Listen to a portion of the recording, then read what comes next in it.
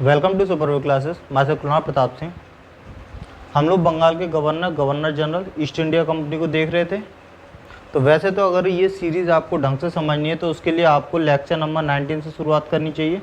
Lecture number 19, 20 और फिर ये लेक्चर 21। वरना तो शुरू लेक्चर 1 से ही बेटर है, पर अगर ये टॉपिक समझना है ईस्ट इंडिया कंपनी तो उसके लिए लेक्चर 19 से शुरुआत करनी चाहिए, वरना ये इतनी आसानी से समझ में नहीं आने वाला। तो हमने उसमें कुछ ट्रिक भी देखी थी। जैसे एक ट्रिक थी, कल ही बैठ कानपुर को बेटा।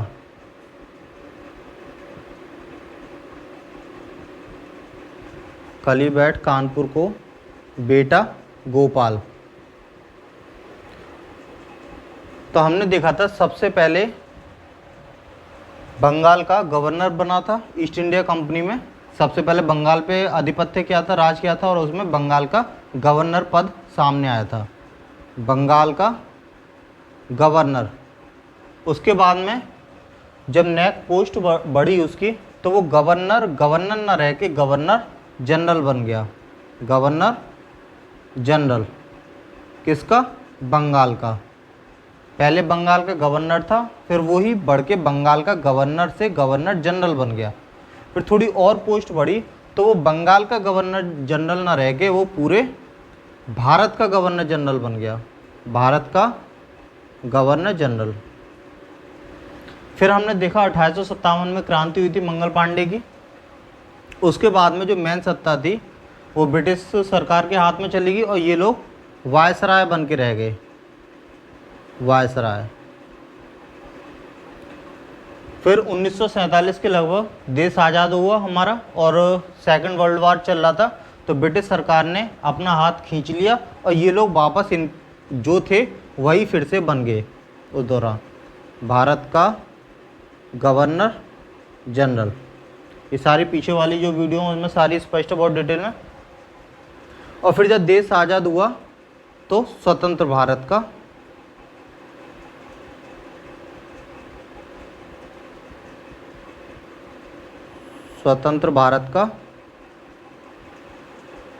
Governor general. देखिए, सबसे पहले बंगाल का गवर्नर तो कल से क्लाइव, रॉबर्ट क्लाइव। इस वर्ड से जो नाम बनता है वो एमसीक्यू आते हैं तो उसमें पता चल जाएगा। कल से क्लाइव। ही से हेस्टिंग, बंगाल का गवर्नर जनरल। बैट से बेंटिक। कानपुर से कैनिंग। बेटा से लॉर्ड माउंट बेटन। बेटा मतलब माओ बेटा, तो बेटन, लॉर्ड माउंट बेटन। और गोपाल से सी राजगोपालाचारी।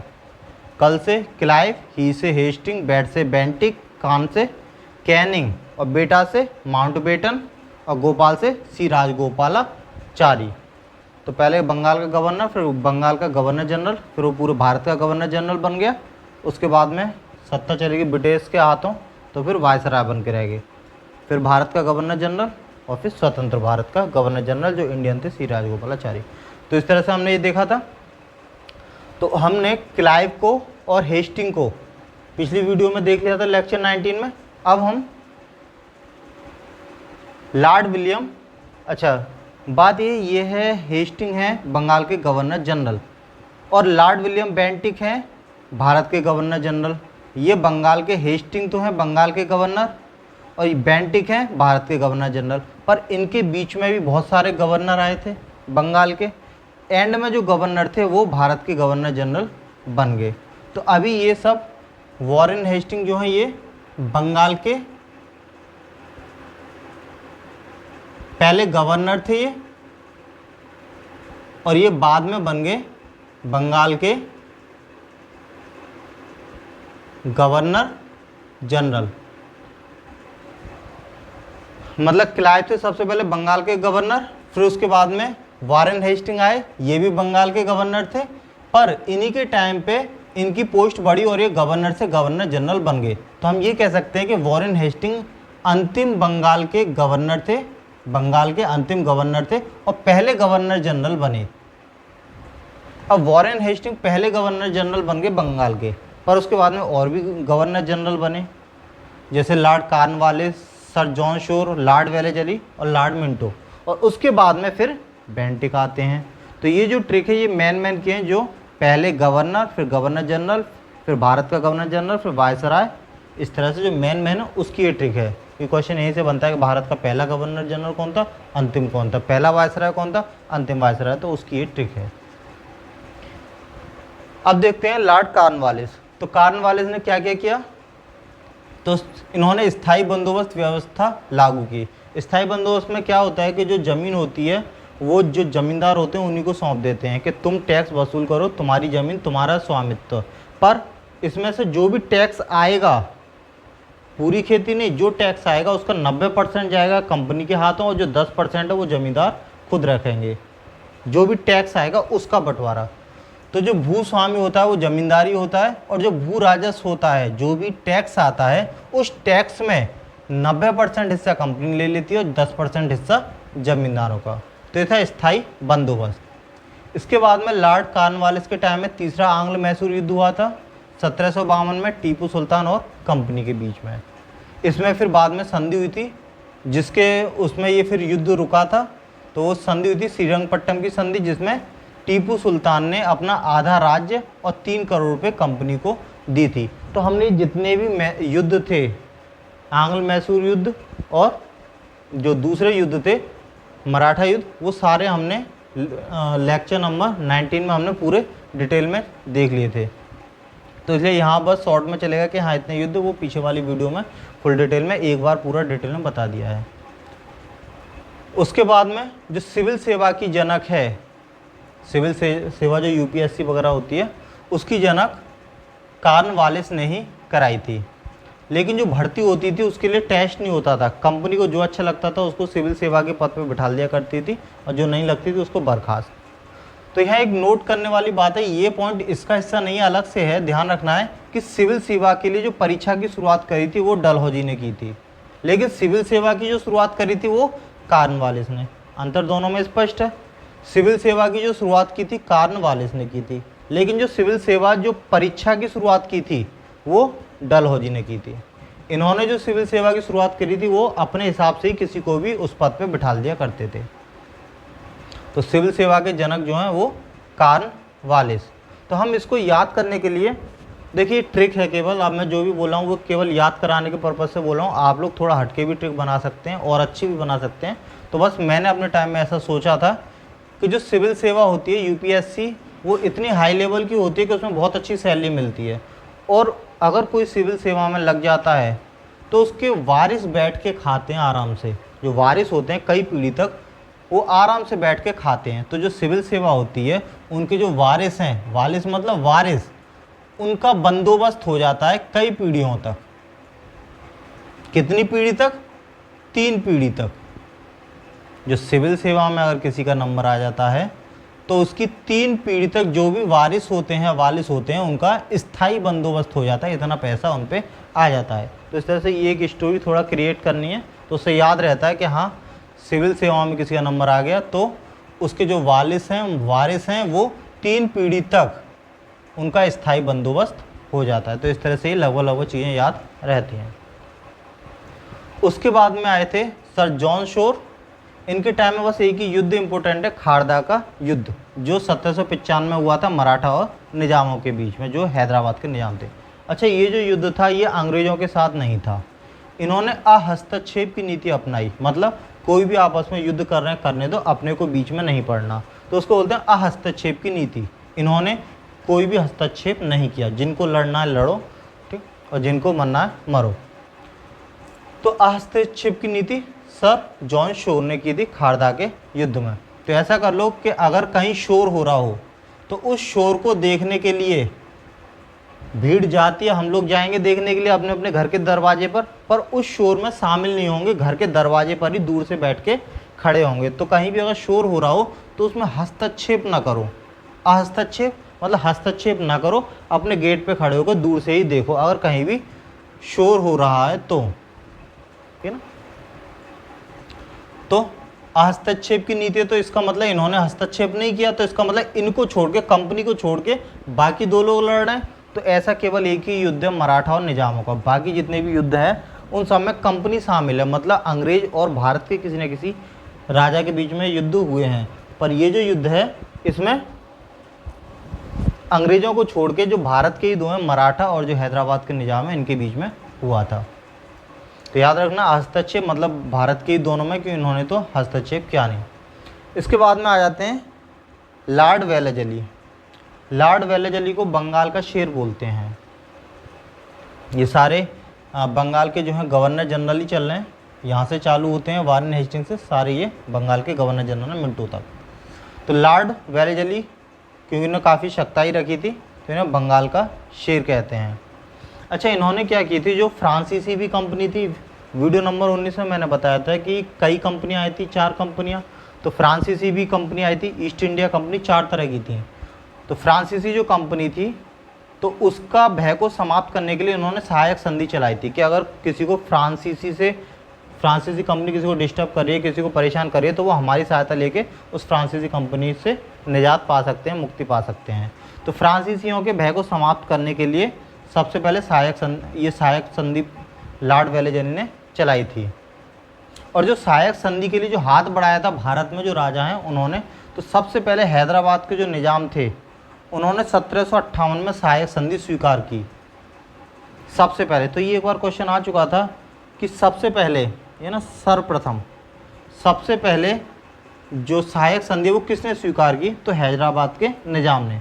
उसके बाद में छोटे छोटे और भी बहुत सारे राजा थे जिन्होंने सहायक संधि को अपनाया था, इन्होंने सहायक संधि की थी। पर क्वेश्चन वही आता है सबसे पहले किसने की, हैदराबाद के निजाम ने। उसके बाद में जो बाजीराव द्वितीय थे, मराठा साम्राज्य काफ़ी फेमस है, तो बाजीराव द्वितीय से एंड होता है क्योंकि बाजीराव द्वितीय ने भी सहायक संधि स्वीकार की थी 1801 में। तो ये भी इम्पोर्टेंट हो जाता है क्योंकि जो भी मराठा साम्राज्य वो बाजीराव द्वितीय पे जाके एंड होता है, क्योंकि इन्होंने यहाँ सहायता इनसे ले ली थी। ये सहायक संधि ली थी और वसीन की संधि हुई थी, जिसके बाद में मराठा पद लगभग ख़त्म ही हो गया था। तो इसका पूरा डिटेल पिछले वाले लेक्चर में है। तो बाजीराव सेकंड ने भी ली थी और सबसे पहले हैदराबाद के निजाम ने। इनकी सन याद रखनी सबसे 1798 और इसकी 1801 में, क्योंकि अब सनें आ रही हैं MTS लेवल के पेपर तक में सनें पूछ रहे हैं, वरना पहले इतने से ही काम चल जाता कि सबसे पहले किसने सहायक संधि स्वीकार की थी। पर अब ऐसा नहीं है, पेपर का स्केल जो है वो टफ होता जा रहा है। अच्छा, इतना ध्यान रखना कि सहायक संधि वेलेजली ने चालू की थी, पर सबसे पहले इनसे भी पहले सहायक संधि जो है एक बार फ्रांसीसी कंपनी का जो गवर्नर था डुप्ले, उसने की थी। अगर देखें हिस्ट्री में सबसे पहले सहायक संधि, या ये क्वेश्चन आया था एक बार कि सहायक संधि वाला जो वर्ड है सबसे पहले किसने यूज़ किया, तो वो डुप्ले ने किया था, वो फ्रांस का था, फ्रांस का गवर्नर। तो सर्वप्रथम सहायक संधि की शुरुआत फ्रांसीसी गवर्नर ने की थी। पर अभी हम ईस्ट इंडिया कंपनी देख रहे हैं, तो ईस्ट इंडिया कंपनी में सहायक संधि की शुरुआत लॉर्ड वेलेजली ने की थी। इसके बाद में वसीन की संधि इंपोर्टेंट है, जो 1802 में हुई थी अंग्रेज और बाजीराव द्वितीय के बीच में। इसके बाद में मराठा साम्राज्य लगभग ना के बराबर रह गया था, उसकी कोई पावर नहीं बची थी, उसकी सारी स्वतंत्रता खत्म हो गई थी। तो अंग्रेज और बाजीराव द्वितीय के बीच में वसीन की संधि हुई थी, काफ़ी इंपोर्टेंट है ये। इसमें क्या हुआ, अंग्रेजों ने जब इस संधि में बाजीराव द्वितीय के लिए मराठाओं के लिए 6000 सैनिक दिए और तोपखाना दिए, क्योंकि इन पर लेटेस्ट टेक्नोलॉजी थी, तोप थे, हथियार थे, बारूद थी, ये लोग तलवारों से लड़ते थे मोस्टली। तो 6000 सैनिक और तोपखाना दिए, पर बदले में बाजीराव ने अंग्रेज़ों के लिए 26 लाख रुपए दिए और ये अपनी जो स्वतंत्रता थी वो अंग्रेज़ों के हाथ में बेच दी, कि मतलब हम किसी भी राष्ट्र से कोई भी नीति नहीं बनाएंगे, किसी से मैत्री नहीं कर सकते बिना इनकी राय मशवरा लिए, किसी भी जो फ्रांसीसी आदमी हो उसको अपने यहाँ शरण नहीं देंगे। तो इस तरह से बहुत सारी उसमें शर्तें थी, मतलब जो भी करोगे इन ईस्ट इंडिया कंपनी के राय मशवरा से ही करोगे। तो इस तरह की वो एक शर्त रखी थी, जिससे बोलते हैं कि इन्होंने अपना स्वतंत्र नीति खो दी, स्वतंत्र नीति इनकी नहीं रही, जो भी कुछ करना है वो इनकी हेल्प से करना है। तो इसको ऐसे कर सकते हो, वेलेजली, वेलेजली मतलब जल गए। ये लोग किससे जल गए, फ्रांस से जल गए। फ्रांसीसियों के भय को ही तो समाप्त करने के लिए सहायक संधि चलाई थी, तो फ्रांसीसियों से ये लोग जल गए, क्योंकि ये इंग्लैंड के थे, ये फ्रांस के थे। तो इंग्लैंड के लोग जो थे वो जल गए किससे? फ्रांसीसियों से, और उन्होंने बसीन की सहायता की। वैले जली मतलब जल गए किससे? फ्रांसीसियों से, और बसीन की सहायता की। जब जलते हैं किसी से तो उसको गिराने के लिए किसी और की सहायता करते हैं, मिल लेते हैं कि हाँ वो आगे ना बढ़ पाए। तो जब ये लोग जल गए थे फ्रांसीसियों से तो इन्होंने बसीन की हेल्प की थी, बसीन की सहायता की थी। तो बसीन की संधि, सहायक संधि, और फ्रांसीसियों और वैले जली। तो इस तरह से कुछ रिलेट कर सकते हो आप अपने दिमाग से और बेटर कर सकते हो। ट्रिक वही बेटर रहती है जो अपने दिमाग से पनपे, अपने दिमाग से बना क्यों वही याद रहती हैं। बस एक हेल्प ले सकते हो, हाँ ऐसा कुछ इसमें बना सकते हैं जिससे ये अच्छे से याद हो सकता है। वरना ऐसे बहुत सारा मैटर है, कहीं ना कहीं याद भी हो जाता है पर ये मिक्सअप हो जाता है कि ये चीज़ इसमें घुस गई, ये चीज़ उसमें घुस गई। तो उस चीज़ के लिए एक स्टोरी ज़रूरी है। उसके बाद में लॉर्ड मिंटो आए। इनके में केवल अमृतसर की जो संधि 1809 में हुई थी, 1809 में, यही इंपॉर्टेंट है। अमृतसर की संधि ये कंपनी और महाराणा रणजीत सिंह के बीच में हुई थी। अब महाराणा रणजीत सिंह कहाँ के थे? तो अमृतसर के। अमृतसर की संधि नाम इसीलिए पड़ा क्योंकि महाराणा रणजीत सिंह जो थे वो अमृतसर के थे। तो अमृत की संधि कंपनी और महाराणा रणजीत सिंह के बीच में 1809 में हुई थी लॉर्ड मिंटो का। अब देखते हैं लॉर्ड विलियम बेंटिक के लिए। इनके टाइम में एक चार्टर्ड एक्ट पारित हुआ था 1833 में, जिसमें ये बोला गया था कि जो बंगाल का गवर्नर जनरल है वो अब बंगाल का नहीं रहेगा बल्कि पूरे भारत का गवर्नर जनरल कहलाएगा। तो चार्टर्ड एक्ट के तहत ये बंगाल के गवर्नर जनरल से पूरे भारत के गवर्नर जनरल बन गए। तो क्योंकि ये पहले बंगाल के गवर्नर जनरल थे और बाद में ये भारत के गवर्नर जनरल बन गए, तो हम ये कह सकते हैं ये आखिरी तो बंगाल के गवर्नर जनरल थे और पहले भारत के गवर्नर जनरल बने। तो इस चीज़ को स्पष्ट यहाँ कर दिया है, अंतिम गवर्नर जनरल बंगाल के, बंगाल का अंतिम गवर्नर जनरल और भारत का पहला गवर्नर जनरल। मतलब वो बंगाल से भारत के बन गए गवर्नर जनरल, पहले बंगाल के थे अब वो पूरे भारत के बन गए। इनके टाइम में सती प्रथा पर रोक लगी थी और वो राजा राममोहन राय जो भारत के ही हैं उनकी हेल्प से इन्होंने, क्योंकि सती प्रथा एक भारत का एक अंदरूनी धार्मिक मामला है, तो अगर कोई बाहर का आदमी उसको मना करेगा तो आक्रामक हो जाते हैं कि अरे हमारे धर्म पे कैसे हाथ उठा दिया। तो इसलिए भारत के ही जो एक राजा राममोहन राय थे, क्योंकि ये राजा रह चुके हैं, तो इनकी हेल्प ली थी क्योंकि इनका भारत में अच्छा खासा प्रभाव था। तो इनकी हेल्प से सती प्रथा पर रोक लगाई। और सती प्रथा वैसे भी किसी भी नज़र से सही नहीं है कि अगर पति मरता है तो उसकी भी चिता पर उसकी वाइफ को भी बिठा दो, तो वो सती प्रथा थी। तो वो लॉर्ड विलियम बेंटिक ने रोका था। और ठगी प्रथा पर रोक लगाई थी, दोनों ही इम्पोर्टेंट है। सती प्रथा पर रोक किसने लगाई? तो एक बार क्वेश्चन में राजा राममोहन राय पूछा गया था, ना कि लॉर्ड विलियम बेंटिक। क्वेश्चन ये आया था इनमें से किसने सती प्रथा पर रोक लगाई, तो उसमें लॉर्ड विलियम बेंटिक ना देके हिंदुस्तानी नाम ही दे रखे थे, तो जिसमें एक था राजा राममोहन राय। तो राजा राममोहन राय की हेल्प से लॉर्ड विलियम बेंटिक ने लगाई। तो या तो राजा राममोहन बोलेगा या फिर लॉर्ड विलियम बेंटिक बोलेगा सती प्रथा के लिए। ठगी प्रथा क्या थी कि जो दक्षिण भारत के लोग थे या मध्य भारत के लोग, वो व्यवसाय करने के लिए, व्यापार करने के लिए कभी कभी उत्तर भारत में जाया करते थे। तो जो ठग होते थे वो ठग उन लोगों को रास्ते में ही लूट लिया करते थे और कभी कभी उनको मार भी दिया करते थे, क्योंकि व्यापारी होते थे। तो लॉर्ड विलियम बेंटिक ने इस चीज़ से छुटकारा पाने के लिए ठगों पर काफ़ी एक मुहिम चलाई और लगभग 1600 ठगों को उठा के जेल में डाल दिया। तो एक बहुत बड़ा अभियान चलाया था। तो इसलिए बोलते हैं ठगी प्रथा पर जो रोक लगाई थी लॉर्ड विलियम बेंटिक ने लगाई थी। इन्होंने उच्च शिक्षा में जो माध्यम बनाया था वो अंग्रेजी को बनाया था और उसके लिए इन्होंने मेडिकल कॉलेज वगैरह खोले थे। जो पहला कॉलेज खुला था मेडिकल कॉलेज वो कलकत्ता में खुला था, बंगाल में ही। तो ये भी क्वेश्चन इंपॉर्टेंट है कि अंग्रेजी को उच्च शिक्षा का माध्यम किसने बनाया? लॉर्ड विलियम बेंटिक ने। और उसके बाद में नहरें और सड़कें बनवाई थी। अब इसको याद कैसे करेंगे? तो बेंटिक मतलब बैठना। तो क्या क्या बैठते हैं? ये जो बेंटिक बंगाल का गवर्नर जनरल, ये उसी ट्रिक से हो जाएगी कल ही बैठ कानपुर को बेटा। उसके तहत अगर उसको डिटेल में देखना, अच्छे से समझ में लाना है तो वो लेक्चर 19 और 20 है, उसको देख लें। उसमें ये चीज़ एकदम क्लियर हो जाएगी। वो बनाई ही इसी चीज़ के लिए, इसी चीज़ को समझाने के लिए।